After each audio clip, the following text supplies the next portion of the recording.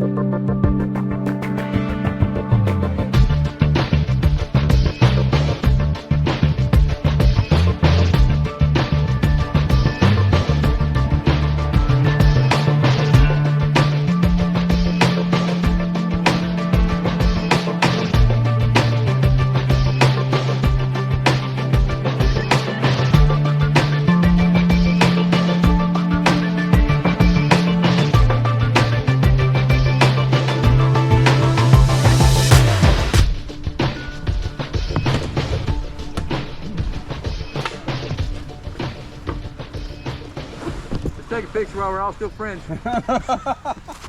Kevin likes to be funny, and he is about half the time. But looking back, I realize that was the voice of experience, and there was a little truth in jesting. Now, I'll spoil it. There was no friendships damaged or otherwise jeopardized in any way on this trip. Rather, just the opposite. Friendships were forged.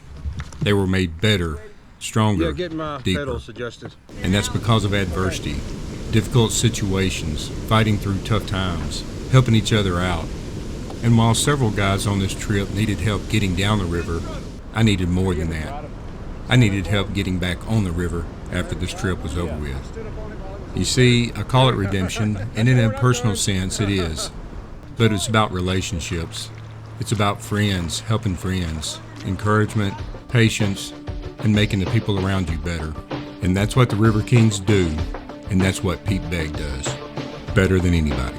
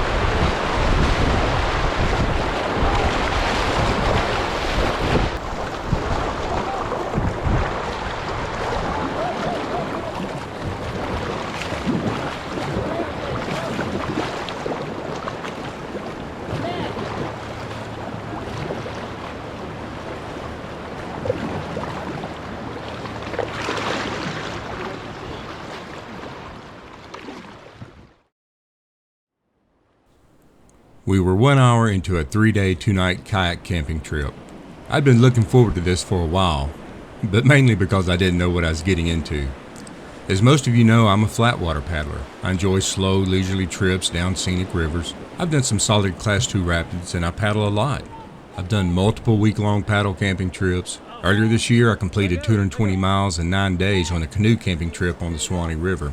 But what I hadn't done was upper Class 2 and Class 3 rapids in a massive, mad, muddy river. Nor had I done anything close to this in a loaded 14-foot touring kayak. Heck, I'd only owned my pre-owned Yukon Expedition for about 2 weeks prior to this trip, and I'd certainly never had that thing loaded out. To say I was not prepared for this is an understatement. But my lack of preparation had little to do with my boat and the formidable river that I was currently on. It had everything to do with my mindset. When I got on the French Broad in Section 6 in a heavily loaded boat that I wasn't familiar with, on a river I'd never been on before, in rapids bigger than I'd ever seen, I was challenged, and I was no longer in control. And I quickly folded. That's what bothered me the most. Not so much the swim, although it was incredibly intimidating at the time, but it was how quickly I gave up. I swam in the first hour. I swam again about an hour later. At that point, I told Pete I was going to exit the trip. We were meeting Adam Davis later in the afternoon. When he joined the trip, I was going to take his truck to mine, which was parked at the start of Section 9. Pete had wisely planned for a truck to be stationed there in case, well, something like this happened. I even went so far as to tell Pete that I was going to sell my Dagger Katana, my whitewater boat, because after today's thrashing, I had zero desire to get on whitewater ever again. Because I didn't need to. I knew I could finish my life just fine without ever getting on a challenging river again. But the truth was, I wanted to come back. I just wasn't sure I wanted to put forth the effort it'd take to get back here. Pete and all the crew were incredibly patient and kind, and absolutely no one mocked or ridiculed me in any way. They were all encouraging and supportive. Pete even suggested just staying for camp that night, then taking out when we passed my truck the next morning and meeting them on the bottom side of Section 9 for the final night's camp. I was just warming up to that idea when I got stuck on a rock and almost swam again. Additionally, my rudder felt stiff and unresponsive most of the trip, and it was not working like I wanted it to. This was my first ruddered boat. Out of frustration, at one point, I mashed the rudder pedal so hard that it snapped the strap that connects the pedal to the rudder line. I was done. Even in my exit, Pete and all the guys, Austin, Kevin, Alan, Dirt Dauber, and Adam, were gracious and supportive. That 9-hour drive home that night sucked. Not just because I started at 8 p.m. and drove in the early hours of the morning, after only completing that same drive 24 hours earlier in a long day, but because I had quit. I'd quit on myself, and worse, I had quit on my friends. In time, I probably could have come to terms with all of this and just accepted my lot as a swamp paddler, as Pete likes to call it, but Pete wouldn't give up. We maintained close contact over the next several weeks, and Pete continued to encourage me, not pressure me, but encourage me. Even before I got off the French Broad, Pete was talking about the upcoming week of rivers. Just come back for that and spend a few days, he said. We'll do some whitewater that you can handle, and you'll enjoy it. Well, as usual, Pete was right. Lean forward.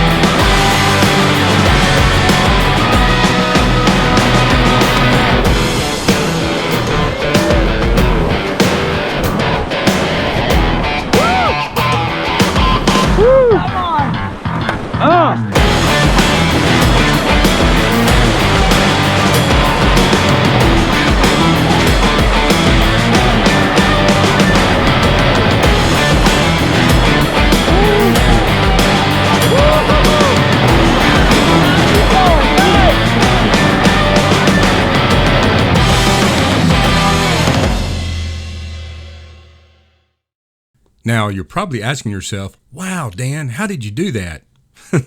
Not likely. But I would like to continue the story. And for this part of the story, we have to go back a little over 2 years ago. Dan is slowly being converted to a skirted boat helmet paddler. How is it? I go paddling with Pete, I end up in a skirt and a helmet. And a big smile. He only thought he'd been paddling before. Wait till the 10-footer he doesn't know about. Having a blast. We're having fun. He has historically said he was not interested in getting on water requiring helmets and skirts and all this good stuff. But here he is pushing his personal boundary. Yes, sir. Deciding whether he likes it or not. And sometimes you'll surprise yourself and you end up having a lot of fun. So that's right. The jury's out. We're not going to push him. We're just going to be sure he has the correct opinion when this is over. There it is, folks. For over 2 years, I was telling Pete, I really don't want to be a whitewater kayaker. And then here I am today.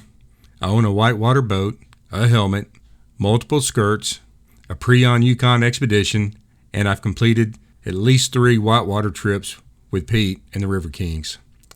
Let's just say that Pete has a way of rubbing off on you. In a good way. Well, let's hop back to Weaker Rivers. Now, folks, Weaker Rivers wasn't always a bowl of cherries. And that's because, believe it or not, I'm not always a bowl of cherries.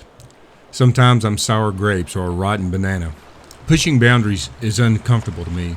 And when I'm in a situation I'm not comfortable with or don't feel in control, I can be a little cranky and snippy. This happened more than once this week. And one time, I forgot my camera was on and it captured the whole episode.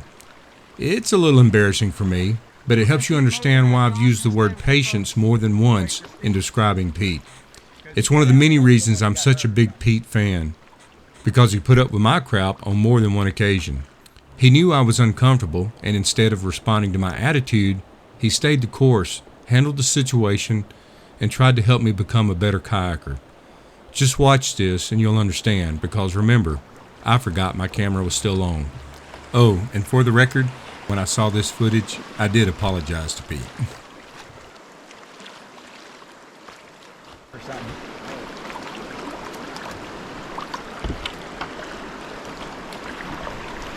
I don't think I'm gonna make the second run. You don't? Just a lot of people out here, and I'm just, you know, I need room to operate. I don't have the control of. Fine. Man, I feel like I'm Room to operate is surviving. Well, okay then. When you got rafts and packs on all sides, dude, Yeah. you don't even have to try anymore. You just are where you are. It is crowded today. It is crowded, yeah.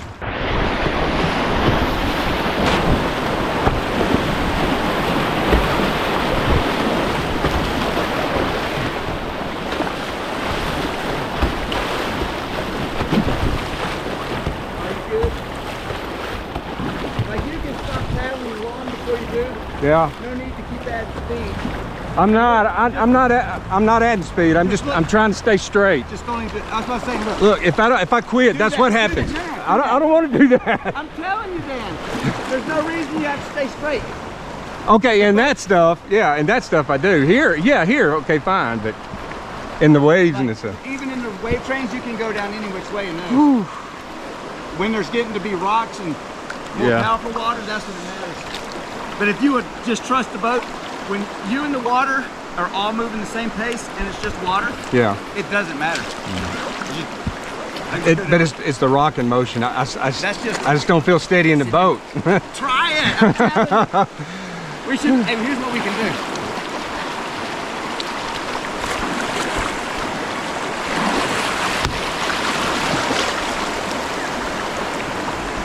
Well, if you're holding me, it's not going to be as bad.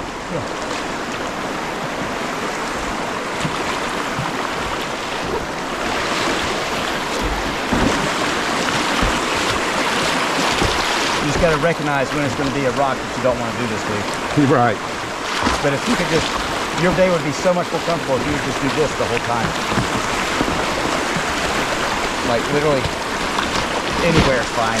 Any which way, right, left, forward, back. I'm steering 2 boats with one hand and doing nothing. Something right there.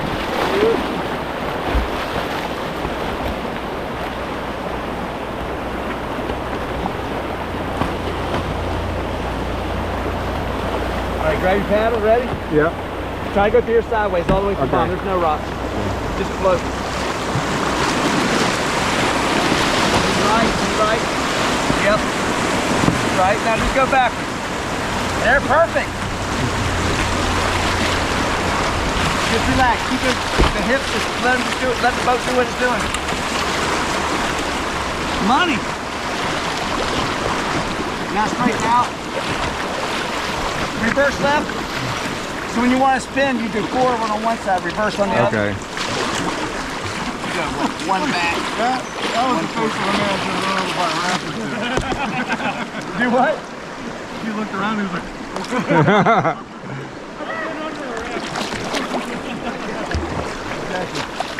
There you go.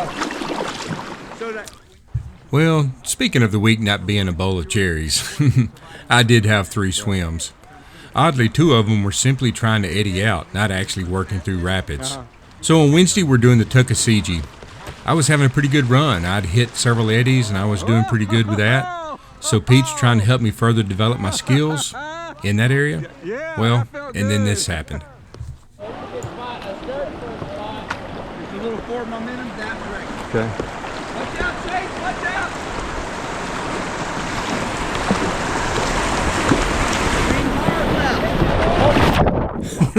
Well, he did say lean hard left. You're good. Oh, I lost the paddle. Hey, don't try to walk. Okay. Yeah, you're fine. You're good. You know the deal. Yep. Just hold your boat in your mouth. Well, the next one, in my opinion, is even funnier. And Pete thought it was pretty funny, too. So I just run the tail of the dragon coming out of Frank Bell's in the French Broad Section 9. I had gone through some pretty good rapids, and I was trying to eddy out, and I just got a little too upright, a little too quick. That's all right. Woo!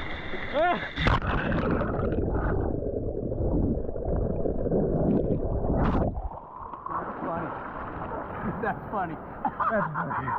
Hey, grab your boat. See if you can get to that rock right there. Okay. That is funny. You did the rest. Well, the third and final swim was on the Nantahala. It's Friday, and I'm doing my first full run of the Nanny, and I'm following Adam Davis, and I'm going to take my first attempt at bump. I kind of got through it okay, but I just didn't quite stick the landing. You're fine. You're good. You're okay. You're good. Flip your boat over. Yeah, there you go. Woo! Can we get your paddle? I got it. Come on, fight! Almost had it. Fight for it! Almost had it. As Pete said in the Oak Mulgee video, you have to push your personal boundaries sometimes. The fact is, I always thought whitewater kayaking was cool, and there's been a part of me that has always wanted to do it. But it required work that I wasn't willing to put in, it required gear that I didn't own, and it required going to new rivers that I wasn't familiar with and that were a little further away. Pete saw this in me long ago, and he knew he could help me find my inner whitewater self. I just had to have the right environment, some basic gear, and someone to show me the ropes. Pete and his entire crew made that happen. He invited me to stay with him in his cabin at Week of Rivers. He picked a river, too, that was slightly under the skill level of the other guys, but that he knew I could complete, and they all gladly accepted. No one in that group complained or whined about doing the Tuckasegee, which in the original Cherokee language means turtle place. I mean, come on, that's nowhere near Takio Stay, which means where they race, the name for a section of the French Broad. That was the level that the entire crew was at. But that's not where I was at, initially. So everyone gladly went along and had a great time doing a lesser river or two. Having an entire group that supports you, cheers you on at every turn, well, it makes all the difference. And I will never forget Week of Rivers 2024 and the River King crew that helped me become a whitewater paddler. And I will never forget the support, encouragement, and cheering on that Pete did for me, not just during this week, but the weeks leading up to it. That's why I said at the beginning that redemption isn't the only story here. It's about friendship, camaraderie, encouragement, and support. It's iron sharpening iron.